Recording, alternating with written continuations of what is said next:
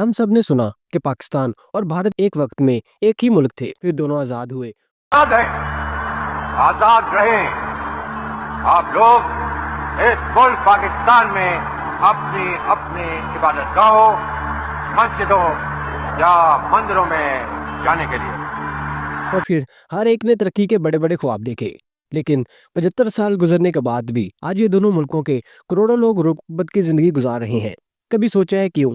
आज की वीडियो में हम बताएंगे असल वजह सबूतों के साथ। अगर हम पाकिस्तान और भारत की गुर्बत का आगाज समझना चाहते हैं तो हमें पीछे जाना होगा, अंग्रेजों के दौर में। जब अंग्रेज 1857 के बाद पूरे हिंदुस्तान पर काबज हुए तो इन्होंने यहाँ के वसाइल लूटना शुरू किए। मसलन कपास, गंदम, सोना, चीनी, कोयला, लकड़ी और जो कुछ भी कीमती था वो सब इंग्लैंड ले जाया गया। एक तहकीक के मुताबिक इकोनॉमिस्ट अटसा पटनैक कहती है कि अंग्रेजों ने 200 साल में हिंदुस्तान से 45 ट्रिलियन डॉलर लूटे। ये इतनी बड़ी रकम है कि अगर वो वापस मिल जाए तो पाकिस्तान और भारत दोनों कर्जे भी उतार दें और पूरी कौम को तालीम, सेहत, घर और रोजगार मिल जाएगा। अंग्रेजों ने यहाँ के कारखाने बंद करवा दिए और अपनी फैक्ट्रियों का माल हिंदुस्तान में बेचा। यानी हम सिर्फ इनके लिए खाम माल उगाते रहे और इनसे बने कपड़े और सामान खरीदते रहे। So welcome guys. अगर आपको लगता है कि आप सब कुछ जानते हैं तो एक मिनट रुकें, क्योंकि टॉप 10 नेक्स्ट चैनल पर आपको वो हक़ाइक़ मिलेंगे जो गूगल पर भी नहीं मिलते। अभी सब्सक्राइब करें वरना बाद में आप बहुत पछताएंगे। तो आज़ादी के वक्त हमें कुछ न मिला, न पैसा, न सनत और ना ही तरबियत। सिर्फ एक खाली मुल्क मिला जहाँ से गुर्बत का सफर शुरू हुआ। जब पाकिस्तान और भारत बने तो तकसीम बहुत खूनरेज थी।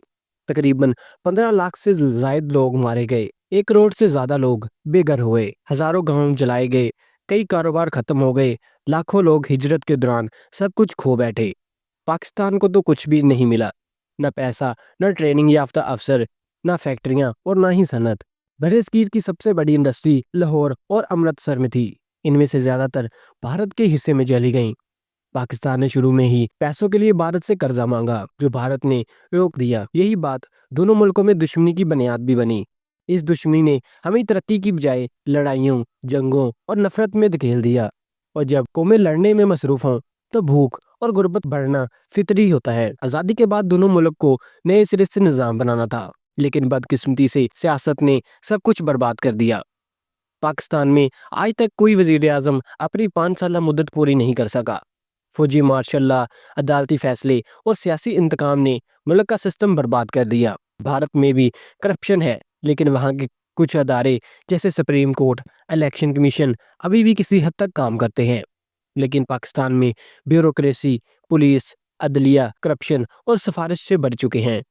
जब इंसाफ बिकने लगे और हुक्मरान सिर्फ अपनी कुर्सी बचाने में लगे रहें तो गरीब का हक कौन देगा? ऐसी सूरत में गुर्बत बढ़ती जाती है, क्योंकि निज़ाम सिर्फ अमीरों के लिए होता है और गरीब सिर्फ वोट देने के लिए रह जाता है। अब सबसे अहम और अफसोसनाक बात, तालीम की कमी। पाकिस्तान में तकरीबन 2 करोड़ बच्चे स्कूल नहीं जाते और भारत में भी ये तादाद 3 करोड़ के करीब है। जिन मुल्कों में बच्चे स्कूल न जाएं, वहाँ डॉक्टर, इंजीनियर, साइंसदान कहाँ से आएंगे? जब गरीब का बच्चा पढ़ने की बजाय छोटे होटलों में बर्तन धोता है या फैक्ट्रियों में मजदूरी करता है तो वो सिर्फ गुर्बत को अगली नस्ल तक पहुंचा रहा होता है। हमारे तलीमी इदारे भी ज़्यादातर रट्टा, डिग्री और नकल पर चलते हैं। तालीम का मकसद नौकरी नहीं है, बल्कि सोचने की सलाहियत होना चाहिए। लेकिन हमने इल्म को सिर्फ नंबर गेम बना दिया। जब कौम इल्म से दूर हो जाए तो वो अंधेरे में ही रह जाती है। लेकिन सवाल ये है, आज 2025 में भी हम इतने गरीब क्यों हैं? पाकिस्तान में हर साल 60 लाख बच्चे पैदा होते हैं, भारत में हर रोज 60,000 बच्चे पैदा होते हैं। लेकिन क्या इन बच्चों के लिए स्कूल है? क्या इनके लिए नौकरियां हैं? क्या इतने अस्पताल हैं? अफसोस के साथ कहना पड़ता है, नहीं। जब एक कमरे में 5 लोग हों तो गुजारा मुश्किल होता है। यहाँ एक मुल्क में करोड़ों लोग बढ़ते जा रहे हैं और वसाइल वैसे के वैसे हैं। आबादी कंट्रोल पर कोई संजीदा पॉलिसी नहीं। खानदान बड़े, आमदन छोटी तो गुर्बत बढ़ेगी। तरक्की सिर्फ बच्चों से नहीं होती, सोच, तालीम और मनसूबाबंदी से आती है। ये शायद सबसे बड़ा मसला है जो आज भी हर पाकिस्तानी और भारत शहरी को अंदर से खा रहा है। जब भी हुकूमत स्कूल या अस्पताल बनाने का बजट देती है तो उसमें से आधा पैसा अफसर, वजीर और ठेकेदार खा जाते हैं।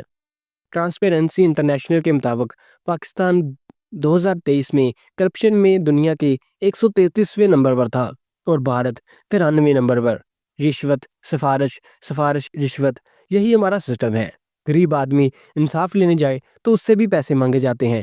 جب ملک کے اپنے حکمران اپنے ملک کا پیسہ کھا جائیں تو غریب کو کیا ملے گا؟ ایک طرف بچے سکول نہ جائیں اور دوسری طرف ملک اربوں روپے ٹینک، میزائل اور بمبوں پر خرچ کرے، یہ کہاں کی عقل ہے؟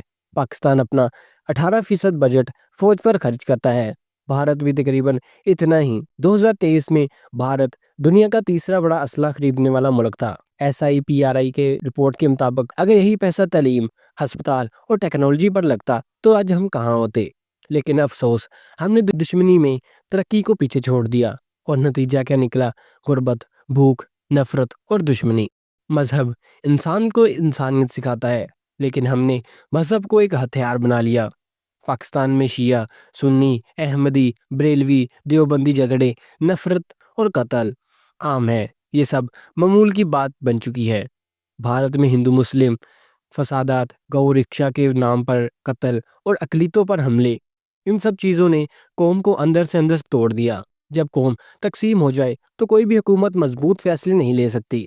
سرمایہ کار بھی ایسے ملکوں میں پیسہ نہیں لگاتے جہاں امن ہی نہ ہو، اور جب سرمایہ نہیں آئے گا تو کاروبار نہیں بڑھیں گے، اور جب کاروبار نہیں بڑھیں گے تو غربت کبھی نہیں جائے گی۔ پاکستان کا ہر شہری آج 2 لاکھ روپے کا مقروض ہے۔ پیدائش سے پہلے ہی بھارت پر بھی $2.5 ٹریلین سے زیادہ کا قرض ہے۔ یہ قرضے IMF، ورلڈ بینک اور دوسرے ادارے دیتے ہیں، لیکن اس کے بدلے ہماری پالیسیز، ہمارے فیصلے ہم خود نہیں لے سکتے۔ قرضے کے پیسے بھی اکثر کرپٹ لوگوں کی جیب میں چلے جاتے ہیں یا غلط منصوبوں پر خرچ ہوتے ہیں، اور پھر سود واپس کرنے کے لیے ہم اور قرض لیتے ہیں۔ یہ ایک دائرہ ہے جس میں ہم نکل ہی نہیں پا رہے۔ جیسے کسان جو ہر فصل کے بعد اور زیادہ مقروض ہو جاتا ہے۔ تو دوستو، اب ہم کو سوچنا ہوگا کہ آخر ہم کب تک دوسروں کو الزام دیتے رہیں گے؟ ہاں، انگریزوں نے لوٹا، ہاں، سیاستدان نے ہمیں دھوکہ دیا، لیکن اب ہم خود بھی سستی، جہالت اور نفرت میں ڈوب چکے ہیں۔ اگر ہم واقعی غربت ختم کرنا چاہتے ہیں تو ہمیں تعلیم کو عام کرنا ہوگا، کرپشن کو روکنا ہوگا، آبادی کو کنٹرول کرنا ہوگا، اور سب سے بڑھ کر ایک دوسرے کو معاف کرنا سیکھنا ہوگا، ورنہ ہماری آنے والی نسلیں بھی یہی سوال کریں گی کہ آخر ہم کب سمجھیں گے۔ اگر آپ کو لگتا ہے کہ یہ ویڈیو سچ بولتی ہے تو اسے دوسروں تک پہنچائیں، کیونکہ جب تک عوام نہیں جانے گی، حکومتیں نہیں بدلیں گی، تبصرے میں بتائیں کہ آپ کو سب سے زیادہ کون سی بات سچی اور ضروری لگی، اور اس ویڈیو کو لائک کریں، اور ہمارے چینل ٹاپ 10 نیکسٹ کو سبسکرائب کرنا مت بھولیں۔